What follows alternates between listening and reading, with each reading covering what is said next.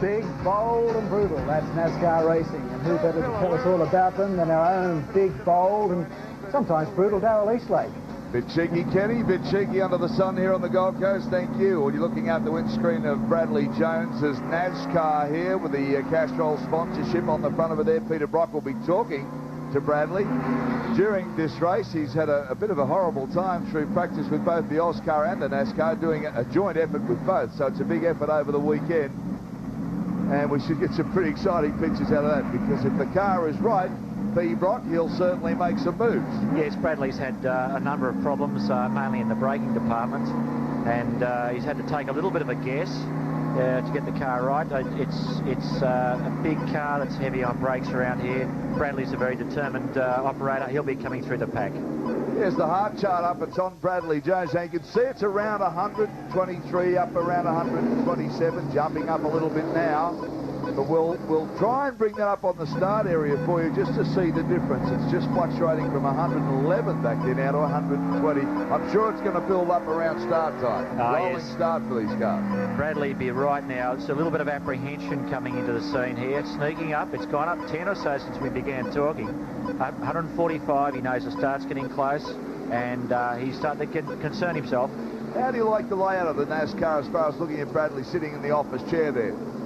Well, you know, these cars are remarkably well suited to this type of racing. Everyone thinks they'd be only suitable for the big high banked ovals of Talladega and what have you, but around these tracks here, they're quite comfortable. The boys all say, hey, they're like a normal big tourer to drive. Left-hand drive, of course, but Bradley's looking pretty comfortable. Well, Gerald, when you look at these cars, we've used to seeing them on a banked oval. They've been really spectacular the first year here in Surfers Paradise. But last year, of course, we had bad weather, and that delayed a lot of the racing. But it should be a lot closer today. It certainly will, Darrell. There's 10 laps of racing from these 3,500-pound beasts, and I think we'll see a great show. All right, getting ready for a start. Rolling start. The pace car in front there, you can see, will just pull off when he's ready to the pits from the parade lap. Looks like they're coming round again by the look of that. The pace car is not getting out of the way. Yes, he does. He darts away. So racing now. Down goes the flag. And boy, oh boy, looking at it from Brad Jones's point of view as they make their way into the first chicane now. This is the worry for these big cars, because when they all bunch up there on the chicane, anything can happen, and usually does. Let's have a look. Johnny Faulkner come out of pole from Alan Grayson, Charlie O'Brien, Jimmy Richards, all in that bunch. That's 46 is Faulkner. In behind him is Grice. Through they come. Everybody looks like they're going to get through okay. Good stuff from the NASCARs. A nice clean start.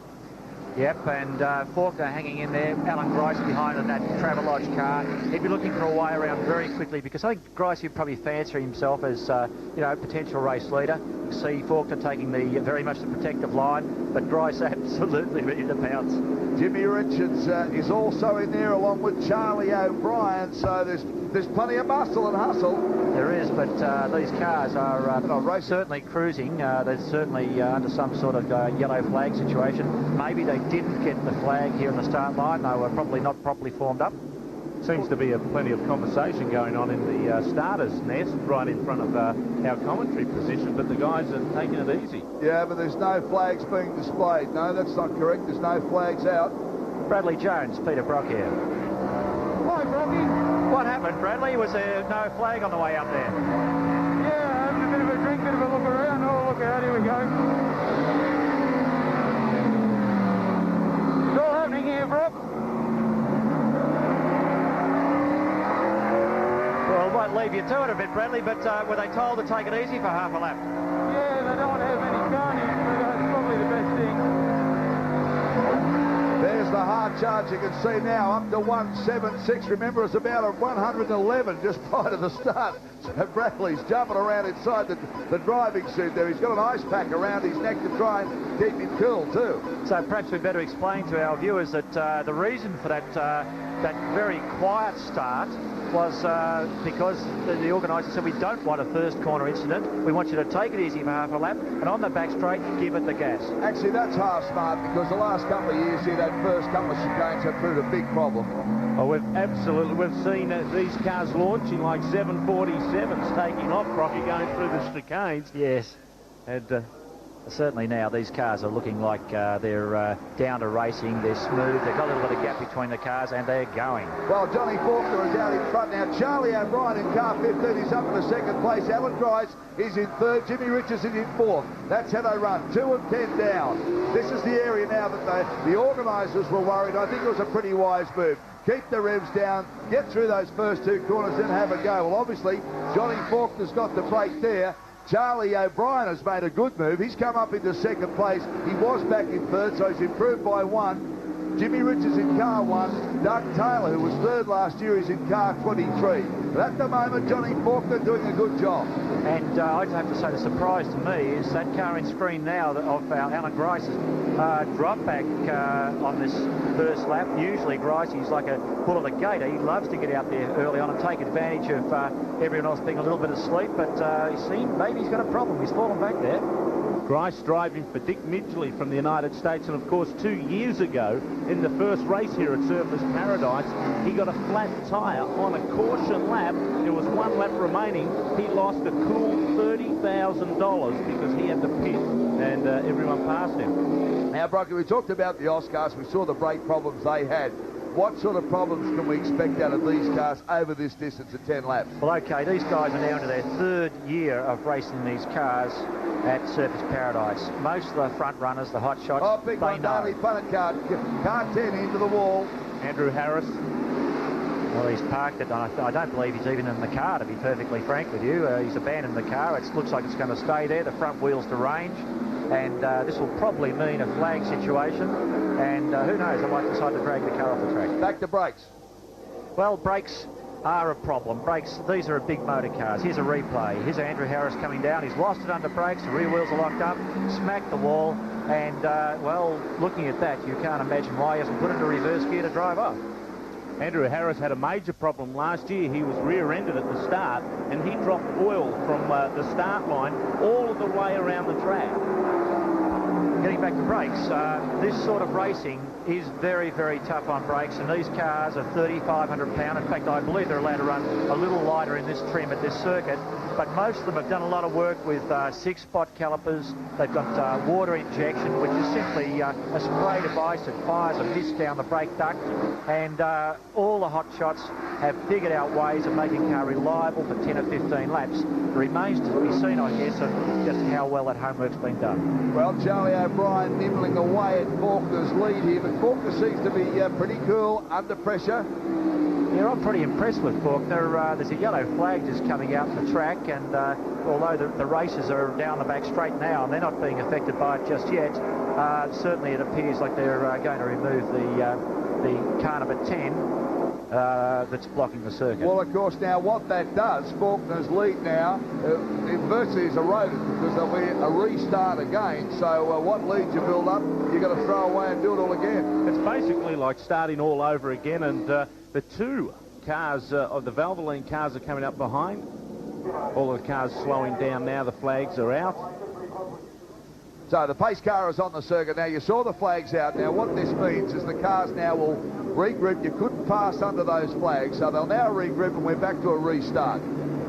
So Bradley Jones is noticing he's picked up one spot only, but this will probably give him a better chance because, you know, he's a very experienced circuit racer, and that's his car there with the in-car camera. Bradley, how are we going? Oh, hi, Rocky. I was just talking to my brother about how fast this missile in front of me goes in a straight line. You didn't notice it, did you? We've been noticing you looking pretty smart around the corners. Here's an unusual parking position, this car in front, Bradley. Yeah, he's got it just about in the perfect angle, hasn't he? He locked up the rear brakes coming in there and just smacked the wall a little bit. How is your brake balance, by the way? Seems pretty good, considering that we put different discs on the back of the car yesterday because we cracked one. They did drilled, so we were a bit worried about the balance, but it seems to be stopping real well. Bradley, tell us about the importance of brakes in this particular class of racing at this track. Well, this track's a lot different to what anything these cars normally do, so the problem is you got to stop them, and they're so heavy. And the rules with NASCAR is you're not allowed to have adjustable brake bias, which every other race car in the world has, and unfortunately, being so heavy, you really need to be able to adjust your brakes to sort the car out, but that's just the way it is, I'm afraid. Brad, we'll have to leave you there for a moment. Come back shortly. Time to go to Sydney. Race 5, all right? And Johnny Taps down there, $300,000. Welcome back to the streets of Surfers Paradise. We haven't missed any action here because we've been under a yellow flag while the field reforms is still coming around. That's the rear end of Doug Taylor's car that you can see now. We'll take a commercial break. Be back shortly. Stay with us. Should be a ripper finish, this one. Welcome back, 5 of 10. We've just come out of the yellow flag situation. We've only missed about 200 metres of racing so far. Faulkner, O'Brien, Taylor, Richards, Jones and Robert Bestow, the top runners here. Charlie O'Brien's closed right up on Faulkner after the restart, and they've really got quite a gap now on the rest of the pack. The big one, of course, Darryl, was that Alan Grice got pushed out of the way on one of the first corners on the restart, and he's out of the way. But Faulkner now coming out on the main straight, and Charlie O'Brien having a real big dig. And that American Doug Taylor in the that car now, he's moved up to 3rd place. He's shot past Jimmy Richards. Jimmy Richards holding 4th. And we're into lap 5 of this race. It's been quite some time because of the yellow flag situations, but the boys are right into it. I'd say Charlie O'Brien, the Piranha car there, is really going to have to work hard here to get by Faulkner. Faulkner's driving very fast, very accurately, and protecting all the lines. As they came down past the commentary box there, the whole stand here just rocks and rolls to the noise and the thunder of these V8s. They make a vicious noise around this circuit, but Faulkner hasn't been headed yet. He's done it right in the big car as he goes down, chased by Charlie O'Brien. It looks like a race from these two at the moment. And Taylor looks as if he's got the jump on that yellow flag restart, but since he got by, I don't believe he's actually closing the gap. In fact, he's holding the rest of the boys back, so there's going to be some fireworks back there in 3rd, 4th, 5th, that's for sure. Looking in Brad Jones' car as they head up the back straight. Bradley, Peter Brock here, got your ears on. Hi, Brock. How's it going there, Bradley? Bit of a gap with the guy in front. Yeah, shit, Richo's got more horsepower than me too, Brocky. Looks like everyone's got more horsepower than you this weekend, Bradley, but that's a long way to go. You've got to be able to keep on stopping them, and I'm sort of hoping that that's what's going to happen towards the end of the race. Okay, Bradley, press on, my friend, and keep at it. That's a little see ya, like he's out for a Saturday afternoon's drive.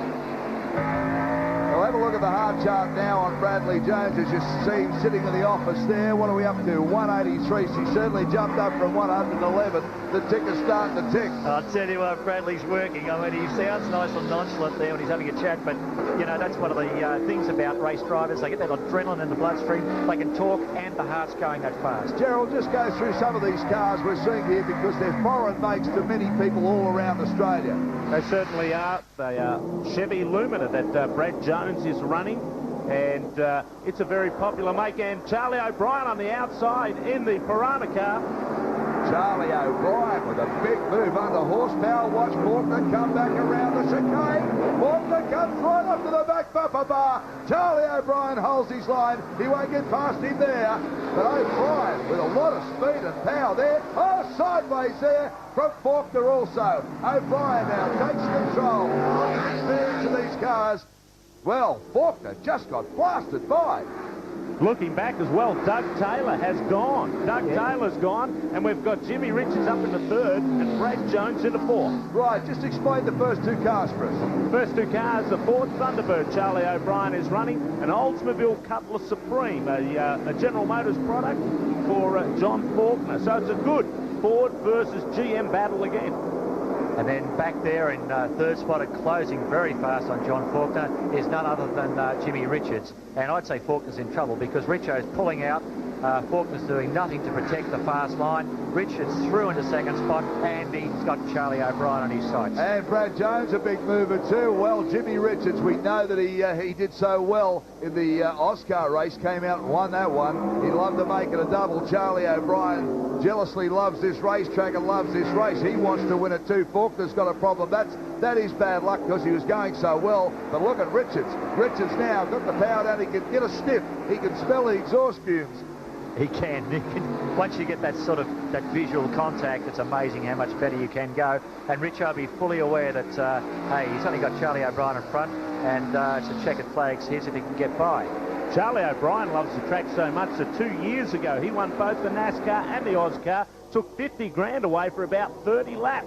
Well, he wears the black shorts here, of course, because of the hometown advantage. Charlie's probably driven these streets day and night, and one of his transport trucks or something or other knows the roads backwards, and it's just like a whole home week to him. Well, that was a big saving grace in his career, that win, because you know, he was looking to fund some racing. 50 grand wasn't a bad little earn. Yeah, probably down to his last 50 acres of land up there in the hinterland, but it's good to see Charlie get up. He's an excellent guy. We all like Charlie very much. He's been around for some time. That's what I like about you, Brocky. There's you're not a cynical sort of a person. No, look, Charlie's driven for me many years, actually, and I've got to know and like Charlie a lot, and no one deserves to win this race more than Charlie, but Richards is closing.